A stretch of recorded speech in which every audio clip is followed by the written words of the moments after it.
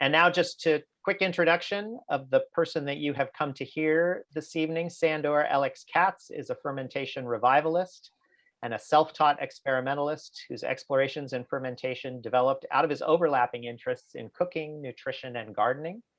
He is the author of 4 previous books, previous to this new one: Wild Fermentation, The Revolution Will Not Be Microwaved, The Art of Fermentation, which was a New York Times bestseller and won a James Beard Award, and Fermentation as Metaphor, which was released just last year.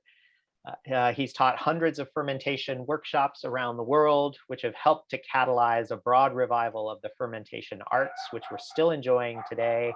And the New York Times has called Sandor one of the unlikely rock stars of the American food scene. So with that, I will turn it over to Sandor, and thanks everyone for being here. All right, thank you so much, Michael. Thank you for coming. I wish we were all together in any one of these wonderful bookstores, but instead I'm here in my kitchen, and I assume most of you are in your homes or places like that. You know, one of the nice things about being able to do this from my kitchen is I've got all kinds of, like, you know, show and tell items that I'll pick up and talk about. I'm going to just talk a little bit about this book and how it came to be. But as Michael said, I want to try to not go on too long so that we have you know, time to get into some questions, because you know, it'll be more interesting for you, and certainly it'll be more interesting for me if it's interactive. So this is the book, and you know, the way that I have a copy is that, you know, Chelsea Green is actually, you know, printing books simultaneously in the UK and the US, and the UK printing just happened to happen faster, so I was able to get a copy from that printing. But I'm, you know, so excited that you know, the book is going to start to be widely available. You know, all of my, you know, work, I mean, I've been calling myself a fermentation revivalist because, you know, I've spent most of the last, you know, almost 20 years, you know, traveling around and, you know, teaching about fermentation. And, you know, fermentation's, you know, one of the interesting things about fermentation as a phenomenon is, you know, everybody everywhere eats and drinks products of fermentation every day. Like, we couldn't even imagine our lives without fermentation. That would be, you know, not only no beer, no wine, and no sauerkraut, that would be no bread, no cheese, no cured meats, no vinegar, no condiments. You know, I mean, just no coffee, no chocolate, you know, just an incredible range of the, you know, foods and beverages that people, you know, everywhere eat are products of fermentation. You know, and yet, you know, because, you know, in our time, you know, we all grew up in the midst of what I would describe as the war on bacteria, you know, and this idea that, you know, bacteria are dangerous and, you know, to be avoided and to be, you know, eliminated by any means necessary. You know, the idea of cultivating bacteria, you know, in a jar is terrifying to many people. And so, you know, I really feel like I've spent, like, my time over the last 20 years, you know, just trying to reassure people, like, it's going to be okay. People have been doing this for a very, very long time. This is actually a strategy for safety. It's not Russian roulette. And, you know, just trying to reassure people and you know, explain the process to them. And, you know, I'll just tell a little bit of the story of, you know, how I got into, like, teaching people about fermentation. And, you know, I did not grow up in a family that was fermenting anything, but, you know, like almost everybody, I grew up eating certain products of fermentation. We always had yogurt in our refrigerator, and I loved yogurt. But the fermented food that I was really passionate about, I have a jar here that I made a couple of months ago in the summer, and it's been in my fridge. But, you know, these are pickles. You know, these have no vinegar in them. They are fermented pickles. They're the kinds of pickles I grew up eating. You know, in New York, where I grew up, we call these sour pickles, or, you know, if you ferment them for a shorter time, they would be half sour pickles. Outside of New York in the US, they're mostly known as kosher dill pickles. But they have a very different flavor from the vinegar pickles that, you can find in any supermarket. And as I understand it, vinegar pickles really only became widespread in the mid-20th century when the process was developed for the distilled white vinegar, the vinegar you can buy in the supermarket that's cheaper than water. That's the point at which vinegar pickling became, really widespread. And vinegar pickling has certain advantages. Among them, if you heat process them, then they can just sit on a shelf forever. This is something that is well preserved. If you have a root cellar, it could be stable for a long time. In the warm climate where I live, after I ferment them for no more than a week, I generally keep them in the refrigerator. So I'm doing it on a small scale, not on a large scale. But anyway, as a kid, I loved pickles. I just loved the flavor of lactic acid. I didn't know they were fermented. I didn't know about lactic acid, but I was very drawn to this flavor. And in fact, my grandparents, who I knew growing up, were born in Belarus. And, in the cuisines of Eastern Europe, there's a lot of, lactic acid. It's a very prominent flavor. And I was, for whatever reason, predisposed to really enjoy that flavor. But I had no particular motivation to, learn how to ferment myself until I moved from New York to rural Tennessee in 1993, so almost 30 years ago. And I got involved in keeping a garden. And, the first season I was gardening, I was such a naive city kid. It hadn't occurred to me that in the garden, all of the cabbage would be ready at about the same time and all the radishes would be ready at about the same time.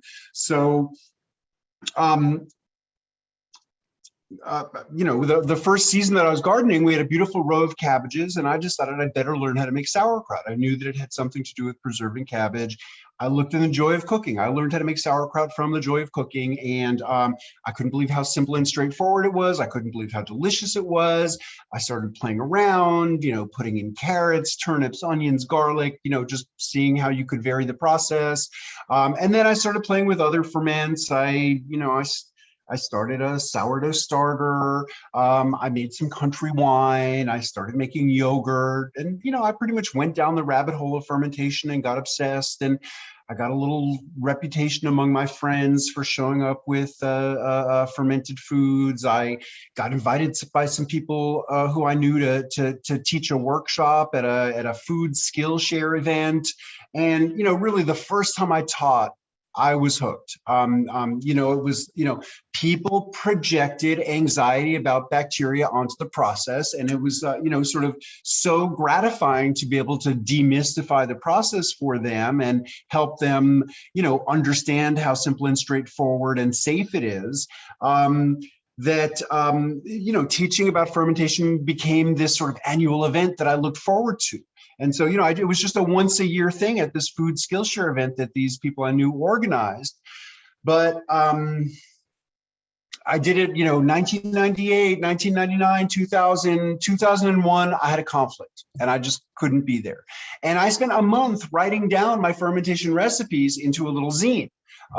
Which I called Wild Fermentation, a Do-It-Yourself Guide to Cultural Manipulation. And as soon as I wrote that, well, first of all, I realized the limitations of self-publishing, and also I realized that this was something that I felt very passionately about, and that I had a lot to learn, and that it was exciting for me to communicate about with other people. And so, that evolved into the book Wild Fermentation, which Chelsea Green published, and they have published the other books that I have written since then. I organized a book tour.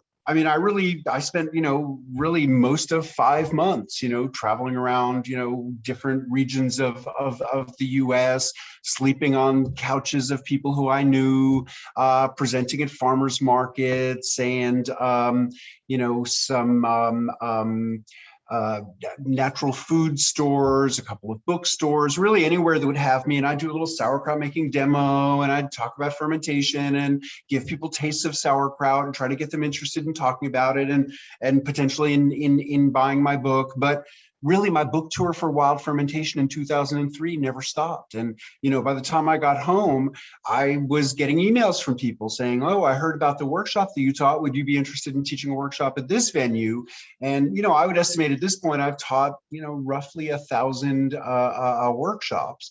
And, over time, as my book became better known, I started getting invited to further and further away places. And at this point, I've taught fermentation workshops in maybe 24 countries. And, of course, when I go to those places, I'm not just teaching a workshop. I'm also spending a little time there.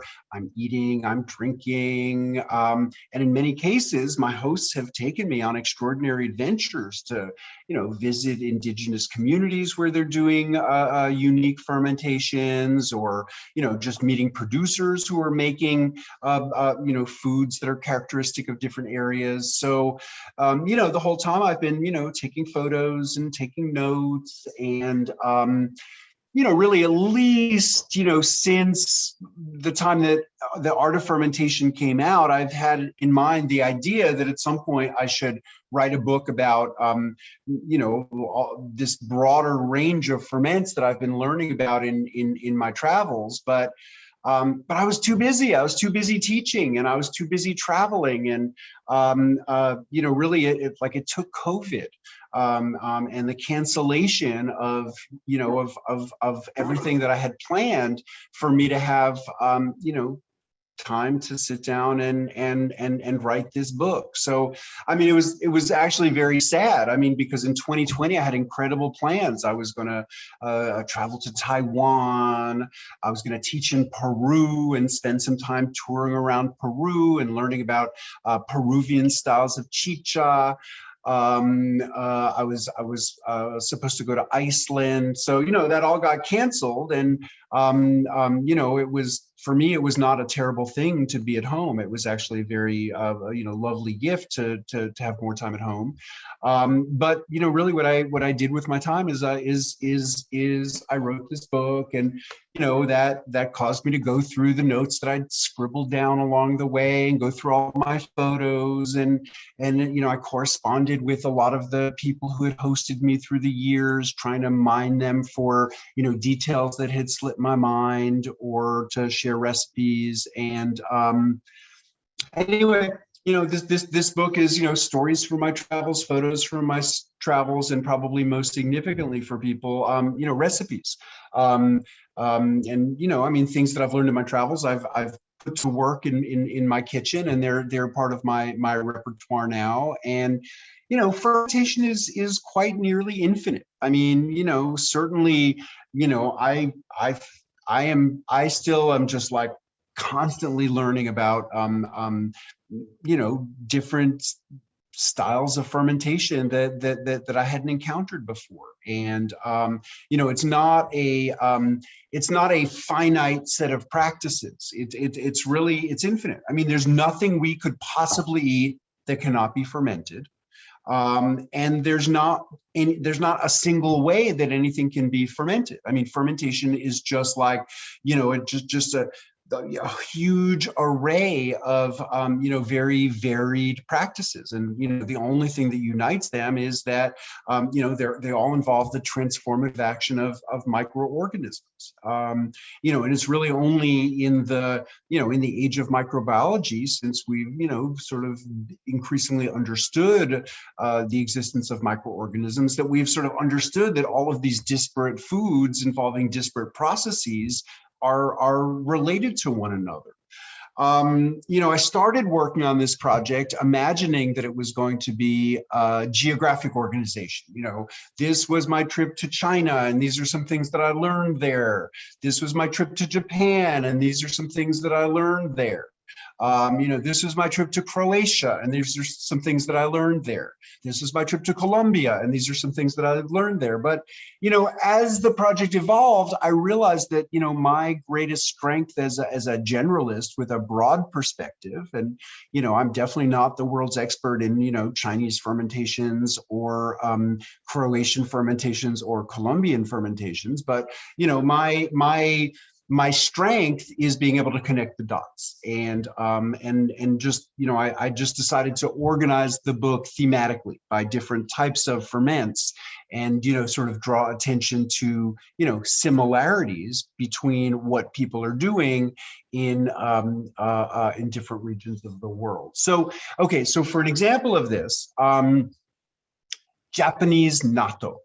You know, for you know, the uninitiated Westerner, sometimes that's you know, sort of a notorious food that, like, you know, a lot of people don't like it the first time they try it. I didn't like it the first time I tried it. It was actually like, you know, two different non-Japanese people who live in California who got me to give natto another go.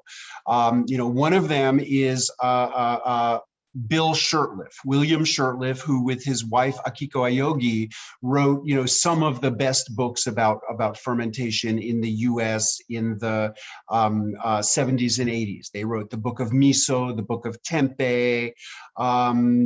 And you know, Bill had, you know, encountered my book and sent me a very sweet email, you know, telling me, you know, things he loved about it, and also telling me some things that, you know, he was critical of, and he thought that one of the glaring omissions was natto, and you know, he felt like you know, natto was a really important fermented food that ought to have been included, and he likened the taste to camembert cheese, and I love camembert cheese, and so, you know, that gave me a reason to give natto another go. Then I also met this woman who from Fort Bragg, Betty Steckmeyer. She actually passed away this past year. But Betty and her husband Gordon started the first business in the United States catering to home fermenters, gem cultures.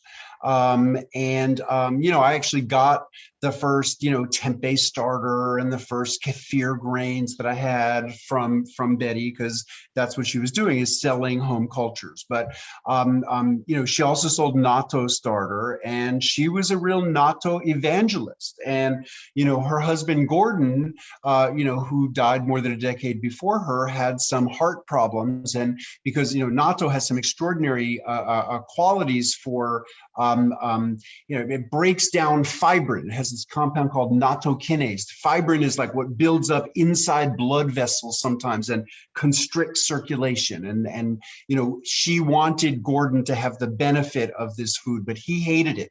He called natto snatto. And so, you know, Betty ended up, you know, developing all these techniques to hide natto in food. And, you know, one time she came to one of my workshops in California, and she brought some foods that she'd hid natto in, but she also brought us some fresh natto and showed us how to make natto. And, you know, I just really opened up to natto, and I've started to love it. Like, I crave natto now. But in my travels, I mean, I did travel to Japan, and I ate lots of natto in different interesting ways. But, you know, the more surprising thing that I learned is that, well, first of all, I saw something like natto in China. And I saw something like natto in Burma. And I met a woman from Nagaland in India who gave me something like natto from there. And, you know, all along I've been reading about and very interested in these West African fermented condiments that are very similar, they're the same microbially. Bacillus subtilis is the bacteria that ferments them. But in most of these other cultural contexts, rather than being eaten in its fresh, wet form, natto is dried and used as a seasoning.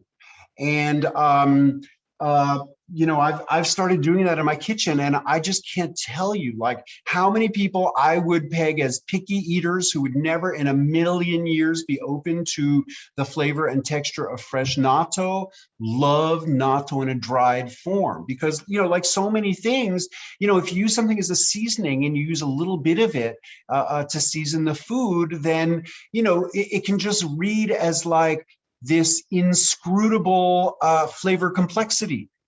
And so I've been making condiments. So this is natto ground, dry, dehydrated, and mixed with sesame seeds, This is like the plainest version that I make, but I also make one with caraway seeds. I make one with coriander seeds. I make one with chili peppers and Szechuan peppercorns. Like I make different little seasoning mixes out of them. And, you know, I mean, I eat this stuff every day. I mean, I eat fresh natto when I can, but fresh natto doesn't stay fresh for very long. And when you dry it out, it has, you know, much more stability. And this is, you know, one thing I write about, these different cultural contexts where I've encountered, you know, foods similar to natto and you know, ways in which they're used and the way that it's evolved in my practice. I see a question about dehydrating the natto. Yes, I definitely do it at low temperatures. Yeah, I mean, I have a dehydrator. I usually do it like at, you know, roughly body temperature. You know, I've never subjected it to any laboratory analysis, but I would just presume that enables the you know, the bacteria to survive. Although, you know, an interesting fact about Bacillus subtilis is it can survive boiling temperatures. So it not, you know, the bacteria forms a spore that can survive boiling temperatures. I don't think the active bacteria, what we would consider to be probiotic, would necessarily survive boiling temperatures. But, you know, if you, I mean, I sort of like kind of figured this out slowly when I was like trying to make big batches of tempeh. And the thing is that the fungus that Rhizopus oligosporus that turns soybeans or really almost any other substrate into tempeh,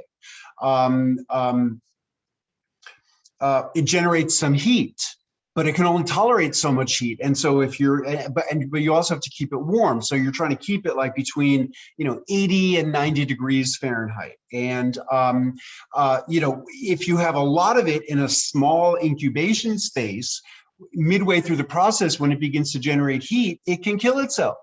And so a couple of times I've made batches of tempeh that were too big for the incubator I was using. And I walked in the morning and it had the unmistakable odor of natto.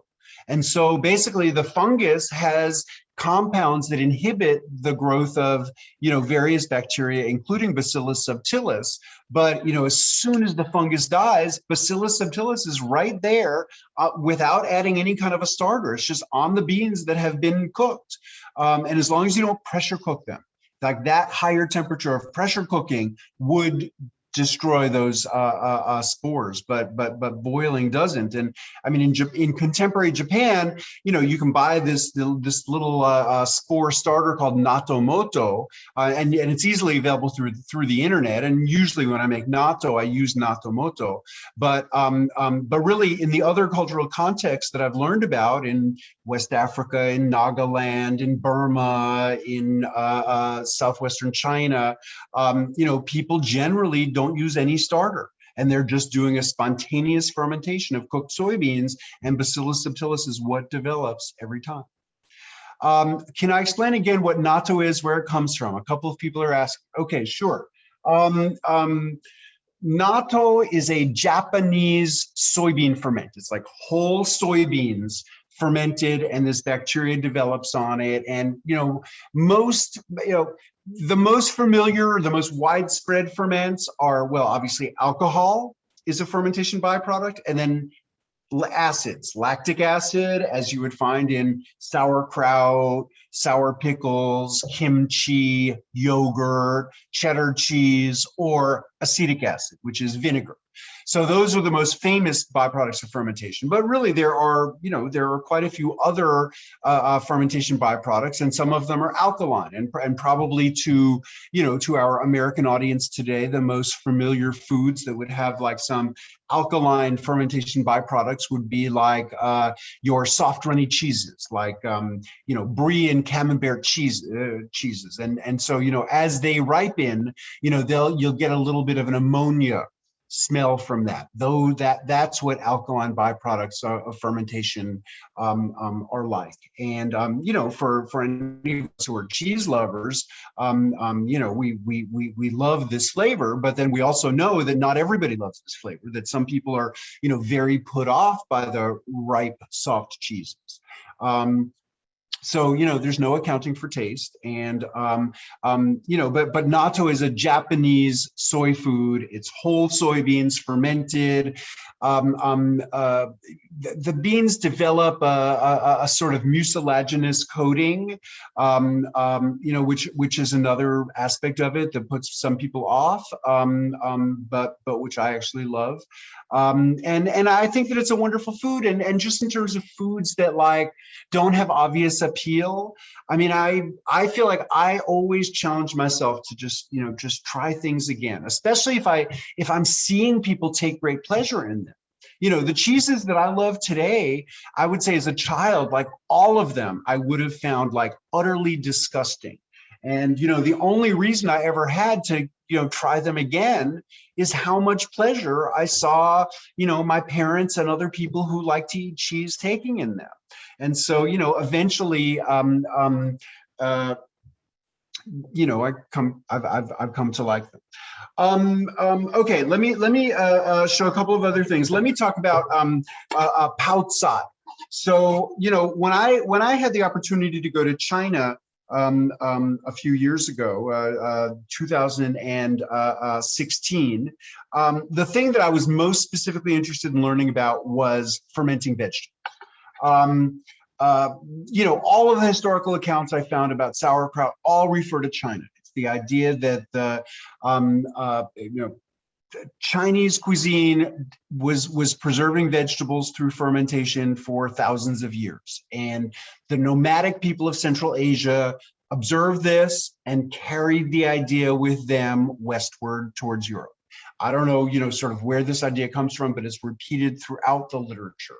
But I have been able to find very little information in English language sources about Chinese methods of fermenting vegetables. And so when I went to China, my first day in China, we were walking around Chengdu, the capital of Sichuan province, and just a little out of sorts from the long trip. And we're just walking around getting our bearings. And I noticed these sausages hanging to cure outside of somebody's apartment. And I got my phone out and I started taking pictures. And then the woman came out of her ground floor apartment and started talking to us. And my companions all spoke Chinese. And she ended up inviting us in and serving us lunch and teaching us how to make Paozai. So Paozai is a perpetual brine. So, it's water mixed with salt, and she also uses a particular form of sugar, maltose, and then spices. So there's ginger in it, there's chili peppers, there's Szechuan peppercorns, there's these black cardamom. And then, in other people's homes, we saw different spices. And so, it's not a fixed tradition. But what's really cool is that, the first batch of vegetables you put in it might take 2 weeks or so. But then as the brine matures, you can put things for shorter periods of time. Like, so I put different things in. This is a quarter of a head of cabbage that's just, buried in my little jar of brine. I mean, I have a little baby celeriac that I picked out of my garden. Here's a black Spanish radish. So you can put almost anything in it, and then it pickles in there. It becomes acidic, but it also gets flavored by whatever kinds of seasonings you put in it. And over time, salt migrates out. You have to replace the salt. The seasonings get diluted. You add more seasonings, but it's really nice to have this jar of perpetual brine that I just put various vegetables in, and I leave them in for about a week, and then I take them out and I slice them up and I serve them with a meal. I spell it P-A-O, and then I use a hyphen, C-A-I, Paozai. And in the book, I have several recipes for different styles of Paozai, and also some other, Chinese vegetable pickling techniques that I learned about there. Anyway, I have a lot, I mean, we could spend hours. I could show you all the different things in my kitchen, but let's talk about whatever you're interested in. So I see there's a bunch of questions, and so I see. Okay, so Michael, you're going to write them now. Okay. I can also come and ask them to you. I was just slipping a few into the chat as you were going, but yeah. Okay. Okay, I'm interested in making plain tempeh with no rice. Very difficult to find in the store. Is it hard to do? Best way to get started? I mean, okay, so let me talk about tempeh. Tempeh is this like cake of typically soybeans, but it turns out you can make it from any combination of different beans and or grains. And actually, in this book, I have a recipe for making potato tempeh, which is something that this Italian guy who I met in Switzerland was making. I have photos and a description of the process of this cafe in the Netherlands where they're making bowls out of tempeh, so that you can order a bowl of soup or a soup and salad and then eat the bowl afterwards. I have photos of village tempeh production in Indonesia, but a really basic tempeh recipe you'll find in wild fermentation. And I mean, I wouldn't say tempeh is the easiest ferment, but it's very, very doable. I mean, the big technical challenge in making tempeh is you have to figure out a way to maintain a temperature between approximately 80 and 90 degrees Fahrenheit for 24 to 28 hours. I actually met an Indonesian couple who lives in California who said that they make it in a spare bedroom and they turn the heat up to 72 and it takes 48 hours. I've always done it at a higher temperature. My incubator space is like basically a defunct commercial refrigerator that, I found that they were throwing away at a kitchen supply store. And I used an incandescent light bulb. At the bottom of it is a source of heat plugged into this little temperature controller gizmo that costs maybe $35 or $40, where you set the temperature and it has a sensor and the light bulb is plugged into it. So it turns on the heat source when the temperature gets below the target, and when the temperature reaches the target, it turns off the source of heat. So, it's a pretty simple self-regulating system. The first years that I made it, I was doing it in an oven with the pilot light and the door ajar. There's a lot of in both wild fermentation and in the art of fermentation, and actually in fermentation journeys, I talk about sort of different improvisational ways of creating an incubator. But don't be intimidated. The internet makes it really easy to find all these starters. If you just look up tempeh starter, it's widely available. My biggest hint once you get the temperature right is make sure the soybeans or whatever the substrate you're using are not too wet. I use a fan blowing on them and I stir them after I strain them out of their cooking water to just evaporate the excess surface water, because if it's too wet, you'll get undesirable bacteria growing as well as the fungus. Here's a question, an interesting question from Diane, who asks, have you run across the use of fermentation to make inputs for agricultural use? She says, I'm intrigued by what I read about Korean natural farming and jadam methods, and I'm curious about the cross-pollination between the culinary traditions and the agricultural ones. Well, I'll just say, other than, chemical agriculture, every system of soil fertility in the world that I've heard of, is basically involves fermentation. If we define fermentation broadly as the transformative action of microorganisms. So, Korean natural farming is one very interesting example where, people take rice and they put it in a wooden box that's sort of open on the top under some leaf litter in the forest, and try to get the organisms of the forest growing in the rice, and then using that as the basis for fertility. But, a more typical compost pile. I just like, outside next to my garden, I just bring my kitchen scraps and, the weeds that I pull out of my garden, and I might put some, leaves that I rake onto the pile. I sometimes get to go to my friends who have goats and bring some goat manure that I'll add into the pile, and then it just all turns into humus. And I spread it around in the beds before I plant certain things, and that's fermentation also. And I mean, in Latin America, oh my God, I mean, everywhere that I visited in Latin America, I've met people who are making different kinds of biofertilizers where they'll have a barrel half full of water, and they'll put some molasses in there, and then they'll put different kinds of herbs in. Sometimes they'll put an airlock on it, and then use the resulting ferment in the garden. So I mean, people are very passionate about their methods. There's a lot of different ways that people do these things, but I mean, I would say that it's very closely related to culinary fermentation. What people are also like, if you've ever heard of biodynamic techniques, I mean, that all involves fermentation also.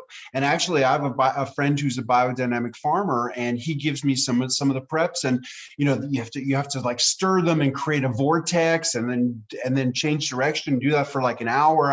I always need a helper. Like, we have to take turns doing it, but you can hear it. It's like, it's sizzling, like that aeration of creating the vortex and sucking air into it, just really like, just causes the organisms to multiply, and like you can hear them. They become so vigorously active. So I mean, there's a lot of specificity in different techniques, and of course, gardeners and farmers are all very passionate, opinionated people, and I couldn't tell you what the best techniques are, but like, I would say almost every system I've ever heard of for building soil fertility involves fermentation, because soil fertility is all about microorganisms.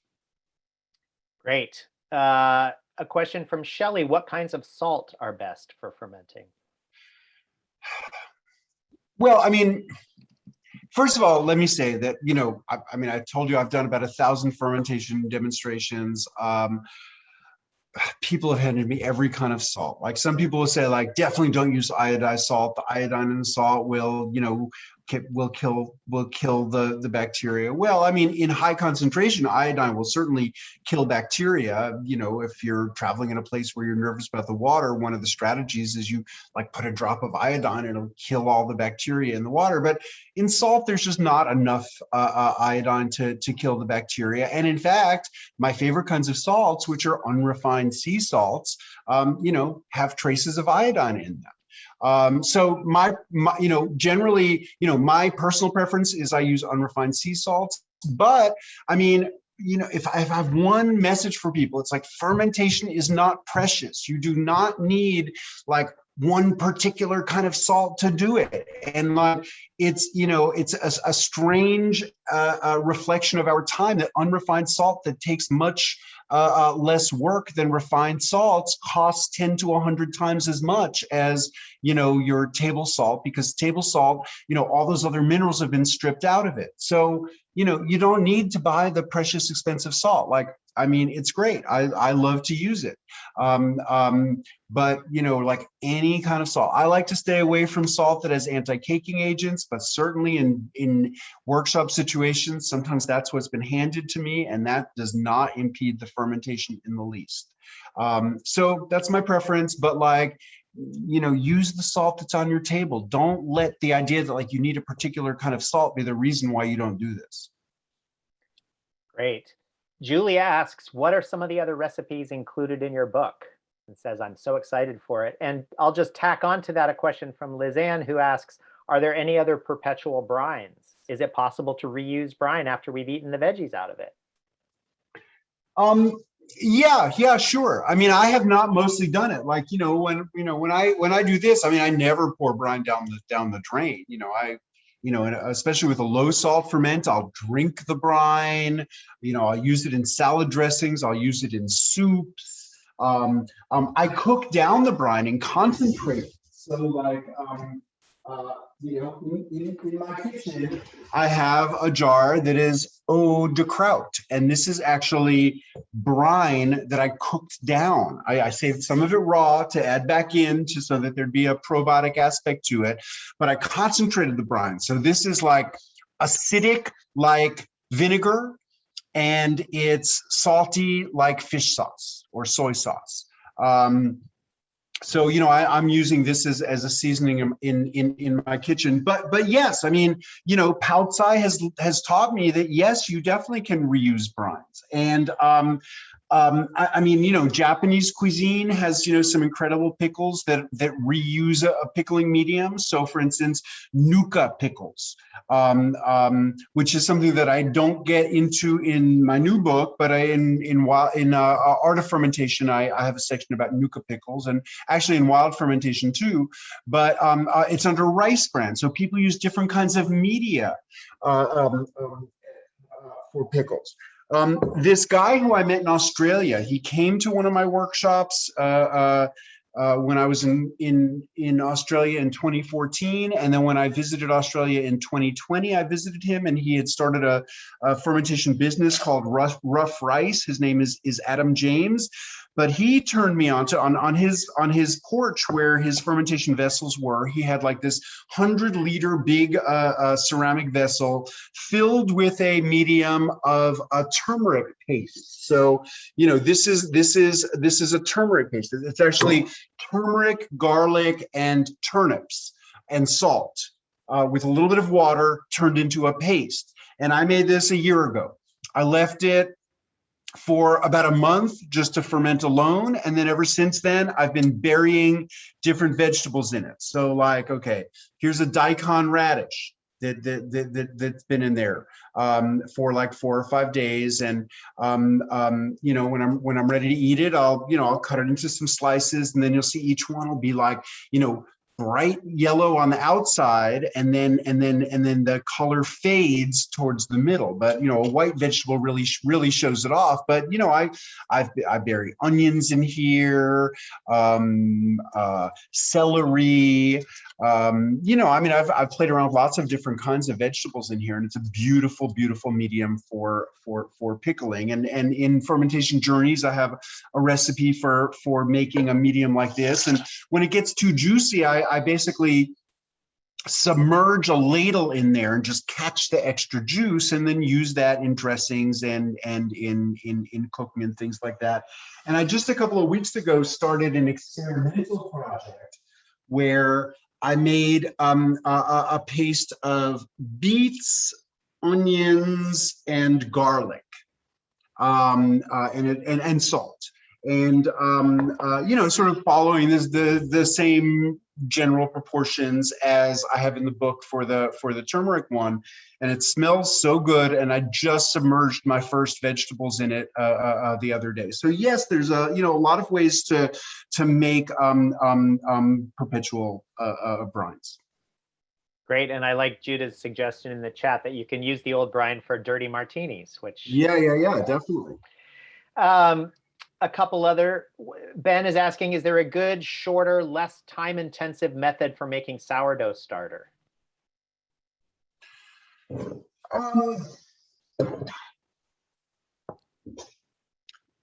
I mean, well, so I mean, what I have in the book is, you know, I have the idea of like, I have a recipe where like you can just make bread for if you're fermenting alcohol, any kind of alcohol. You may, if you're a home brewer, if you're making wine, if you're making mead, if you're making a sake, or this is miju, which is, you know, Chinese rice alcohol. But you know, you can make bread using any of those things as a starter if you're catching them in their active, vigorous state. You know, I mean, I would also just point out that, okay, sure. I mean, it takes like, you know, it might take a week or so to sort of develop your starter in the first place. But once you have a sourdough starter, I mean, it doesn't take long to make a loaf of bread. I mean, you have to wind it up a little bit with like like a couple of feedings. But, you know, then, you know, you could really make bread in, you know, 6 hours or something, you know, with an active sourdough starter. I also have this like a style of bread that in the book, which is called salt rising bread, which is actually an Appalachian specialty, and it does not involve yeast. It doesn't involve Saccharomyces cerevisiae. It's risen by a different organism, a bacteria that has a name that might scare some people, Clostridium perfringans, and I might not be pronouncing it quite right.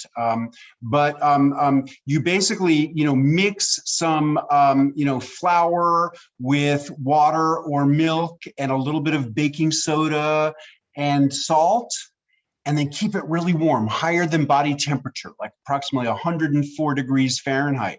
And this bacteria takes hold that is a very distinctive smell, and it makes a bread with a really different kind of a flavor. It's called salt rising bread, and it's an Appalachian specialty that the whole process takes about 24 hours from, creating the starter to baking a loaf of bread. Great. An interesting question from Jesse, who says, I would love to hear your thoughts about the role of fermentation in forming community.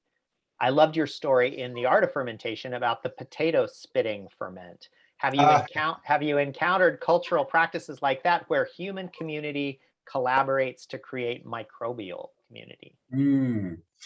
Well, I would say all fermentations are examples of that. You don't have to be like, sitting around, like, chewing something and spitting it out for it to be like a community activity. But, fermentation practices are born of practicality. Fermentation is a way to make more effective use of food resources.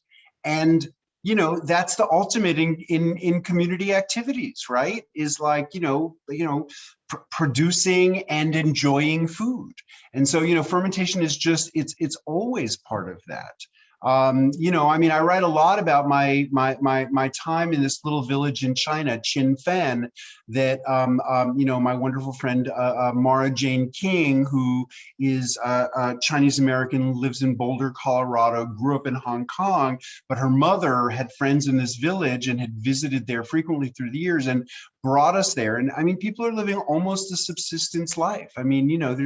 There's not really much commercially available in this tiny village. And people are like making, growing and making almost everything for themselves. And, there was such a spirit of community sharing and like, in the, 5 days we were there, we went to like, many communal events where, everybody's bringing food, and it wasn't all fermented food. People were bringing rice and fresh things, but, every meal involved some aspects that were fermented. So I just think that, if one of the most fundamental of human activities is like, producing and procuring food and enjoying it together, fermentation is just an essential part of that. And certainly I have encountered foods where I learned that part of the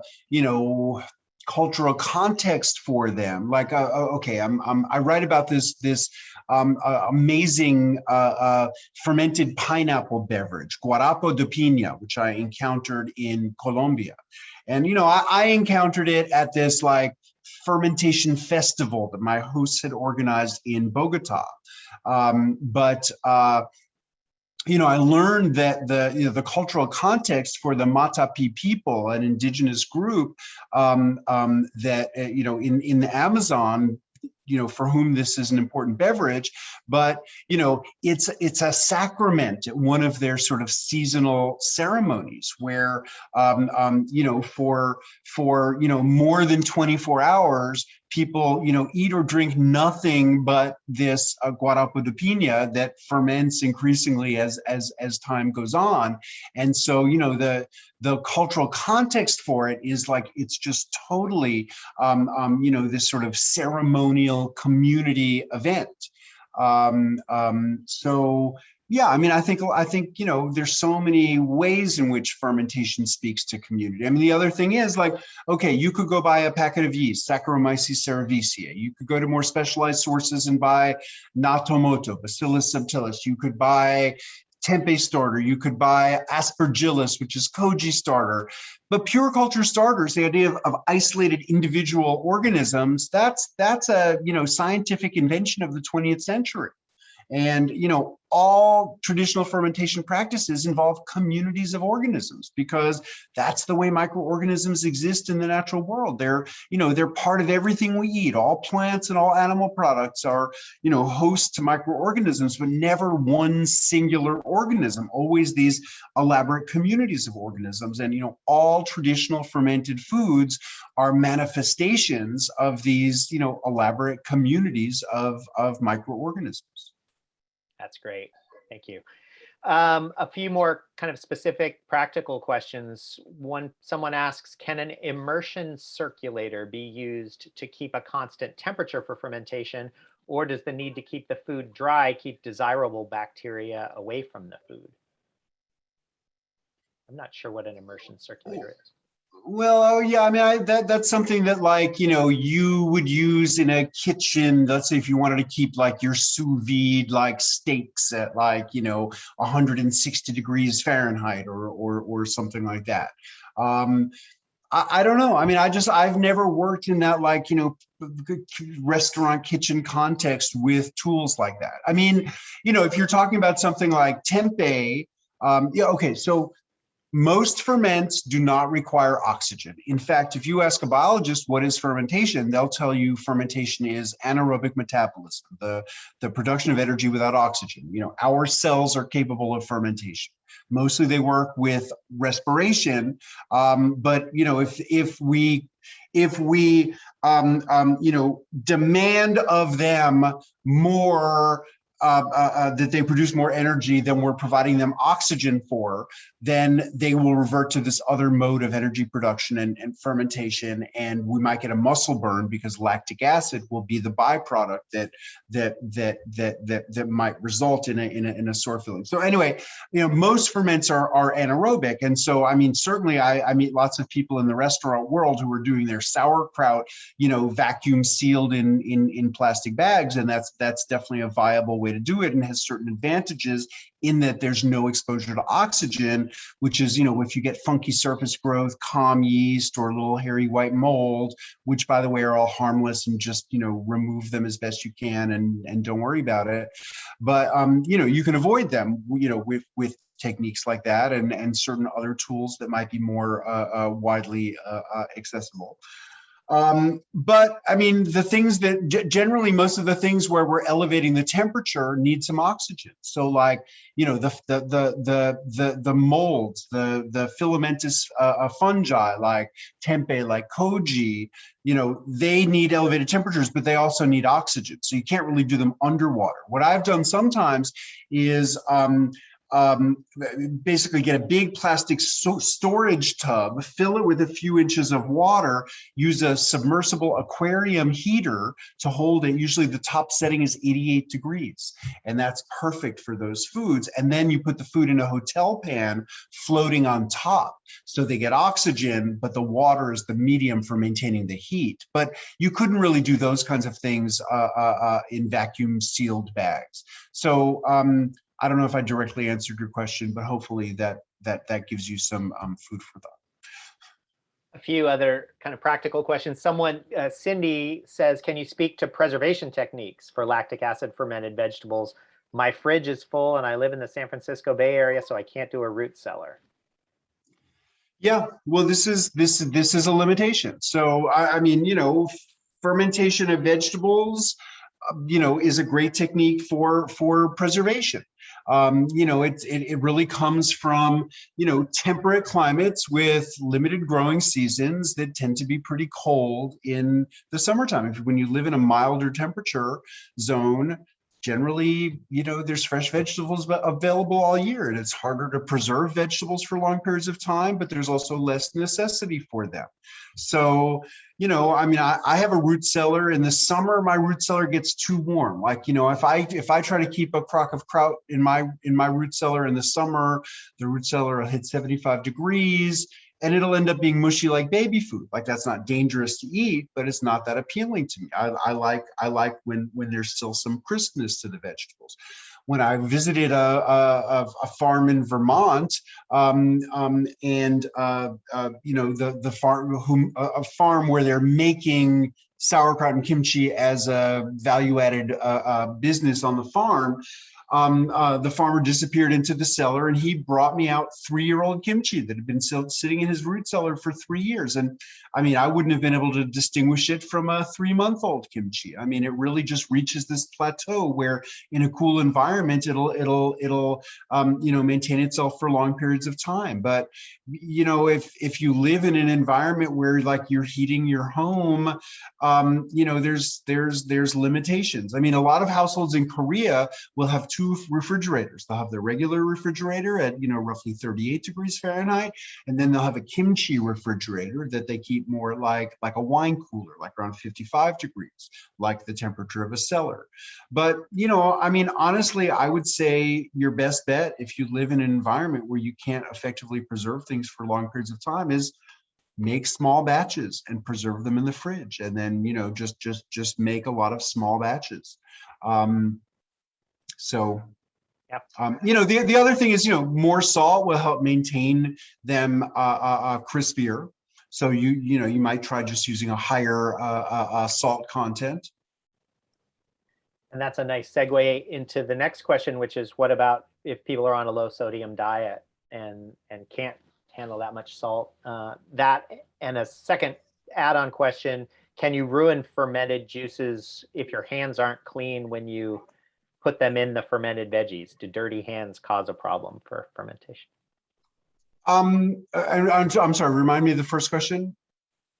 Low sodium. Oh, okay, yeah, diet. Okay. So yes, you definitely can make low sodium ferments. If you learned how to make sauerkraut from your grandparents who learned from their grandparents, it's a very salty kraut because, going back just a couple of generations, like, this was a survival food for people. And, if these are the last veggies you're going to see for the next 6 months, you have an incentive to add more salt.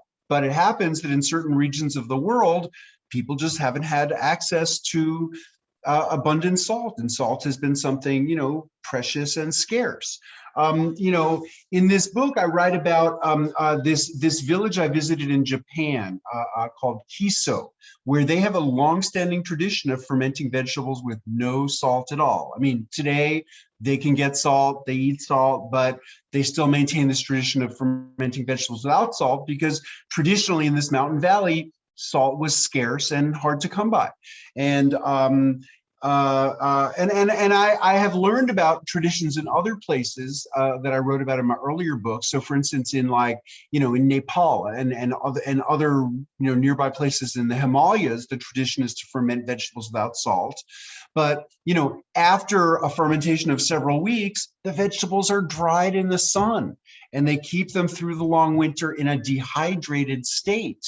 And then they're using them as to make soups and things like that all winter. So, definitely, if you're thinking not about long-term storage, you can make you could just shred vegetables. And, one challenge that's introduced by not using salt is the salt pulls juice out of the veggies, and you got to get the veggies submerged. So, you can just submerge them under a little bit of water, but that dilutes the flavor. You could use some sort of juice or wine or beer or sake or vegetable juice. Like, the best salt-free sauerkraut far and away I've ever had in my life was made with celery juice.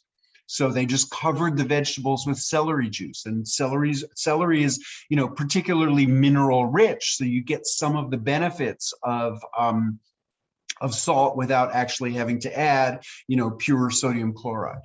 The other thing I would say is, like, for most of us, it's not like a ton of salt or zero salt. And, exceedingly small proportions of salt can get you a lot of the benefits of salt, which include like maintaining a firm texture, and enabling that firm texture to be maintained for longer periods of time. So, this is some of my radish kraut that I made last November, and I've just taken it out of my fridge. But from November until the end of June, this was in my cellar, and I used, I don't measure the salt, I just do it by taste, but less than 1% salt, probably like 0.75% salt. And I mean, I can just drink the extra brine off of this like by the glassful. Definitely salt is like a limiting factor for how much you can consume of something. Now, in terms of like your hands, yeah, I mean, with fermented foods, like any other kinds of foods, like you want your hands to be clean. And, I'm very tactile with my food. I'm always using my hands in food preparation. But, when I have workshops and there's a dozen people, I never let a dozen people stick their fingers in the food. It's just math. Like, it's just the more exposure to the more random things, the more possibility that things could go wrong. That said, I think that there's benefit to using your hands. Your hands, your hands can contribute beneficial bacteria. But you want to make sure that they're clean. And I don't mean that you have to like use a lot of sanitizing chemicals, but like, soap and hot water are really like, very important, kitchen tools. Great. Just a couple more, I think, and then we're gonna wrap this up. Macy asks or says, I've pressed a lot of apple cider this fall and I'm hoping to make some apple cider vinegar. Do you have any advice? I don't have many large glass vessels. Is it okay to do it in a bunch of medium-sized ones, or is the surface area getting air contact too small? Thanks so much. Yeah, no, I think you can do it. I mean, what I would do something like that in is something like a gallon-sized jar like this. Like I love gallon-sized jars like this. If you can find something like this would be perfect. But as long as really the operative issue is not the absolute surface area, it's the ratio of surface area to volume. So, if you could do it in any random, quart-sized jar. If you fill it up all the way, you have the same surface as if you fill it up halfway. But if you fill it up halfway, you have a much greater ratio of surface to volume. So, you could do it at any scale. And, for a small household, there's no reason to make gallons of vinegar. Yeah, I mean, I wouldn't worry about it too much. So, I mean, if you just pressed fresh apple cider, then you have observed that it will just spontaneously start to ferment into alcohol very, very quickly. And then, as that, vigorous process slows down, when you have a very vigorous alcohol fermentation, there's always carbon dioxide coming out, displacing the oxygen. What vinegar needs is oxygen. The reason why most people these days ferment alcohol in a carboy with an airlock is so that the carbon dioxide can get out without letting air and oxygen in. So as the fermentation slows down and there's less carbon dioxide displacing the oxygen, and the oxygen begins to have access to the surface, then the acetobacter, which are always going to be there, especially in a spontaneous fermentation of raw juice, can start to produce acetic acid, consume alcohol, and turn it into vinegar. You can always speed up the process by adding a little bit of live vinegar. The most widely accessible raw vinegar in the United States would be, Bragg's apple cider vinegar. If you just, add a small proportion, 3 or 4 or 5% live vinegar, that'll speed up the process. But if you don't have that, don't worry about it. The process will happen anyway. I mean, really, you could leave a can of like Coors Light open for a couple of weeks and it'll turn into vinegar. I mean, it's much harder to prevent things from turning into vinegar. You know, it'll just happen. Okay, and this is, I think, maybe a good one to end with. It's from an anonymous attendee, but who asks, in researching this book or in your travels, were there any surprising similarities you found between fermenting methods in countries in different parts of the world? Well, I mean, I've seen a lot of similarities. I'm not sure that I would say that any of them were particularly surprising. I mean, at this point, I mean, I just feel like, you know, given that I accept that like anything we could possibly eat can be fermented, like there's not that many surprises. Yeah, I don't know. I'm not sure I can think of surprises. I mean, sometimes things are surprises because like I didn't think about them. So like for instance, like, you know, this woman we met in China, you know, she just told us, you know, how she likes to make pickles, which is not like Pao Tsai style, but she makes like a rice water, and these are rice water pickles. And so by rice water, what she does is she'll take like some sticky rice and dry roast the sticky rice and then cook that in a much larger amount of water. Like, you know, not just like 1.5 times as much water as if you were making rice, but, you know, she'll just put that like you're making pasta in a bigger amount of water and cook that in it for 10 minutes, then drain it out, and then you can just eat the rice. But then this water is really starchy from the roasted sticky rice, and then you cool that down and use that as the basis of a brine that you add salt to. And then, you know, in these I add ginger and garlic, and then you put vegetables in. But the thing is that the fortified rice starch water just ferments everything more quickly, and you know, it becomes more prominently acidic. So you know, sometimes just, you know, I'm surprised because like, oh, that makes so much sense. Why didn't I think of that? Another example of that would be what I just showed you, the turmeric paste pickles. Like, you know, I mean, I think really Adam just like had that idea and did it inspired by some of the, you know, Japanese perpetual brines or perpetual mediums like Nuka, but he wanted to sort of, you know, work with some more locally available materials. But, you know, people use a lot of like the byproducts of one process as the basis for another. So like I have a whole big chapter in my book, like, so, okay, this rice alcohol, or if you make sake style, which I also, you know, have a like a really low tech method that I learned about that in Japan that's in this book, but the byproduct is called kasu in Japan. And that's like the, you know, mostly decomposed rice along with the lactic acid bacteria and yeast from the fermentation. And I mean, in Japanese cuisine, they use it in all kinds of ways, including pickling. So you can make kasuzuke, which is, you know, pickles in a medium of kasu, but also, you know, you can use kasu in just all kinds of other ways. So, I mean, that's one of the most impressive things I've seen over and over again is people using, you know, the byproduct of one process as the basis for another. Great. Well, I think we're going to wrap it up. We've run almost an hour and a quarter, but I really want to again thank the sponsoring bookstores, Changing Hands, Copperfields, Elliott Bay, Omnivore, and Village Books for participating in this. And thank you all for being here. Again, the book is Sandor Katz's Fermentation Journeys, and it should be arriving at a bookstore near you very soon. And we apologize again that it's not there yet. It was kind of out of our control. But thanks, everyone. This is great. It's always great. It's great to be able to get a peek into Sandor's kitchen and get out there and do some fermenting. And the book is really inspiring with some exotic and interesting new approaches to fermentation. So I think people will really enjoy it. But thank you very much for being here. And Sandor, thank you as always. And we will see you down the road.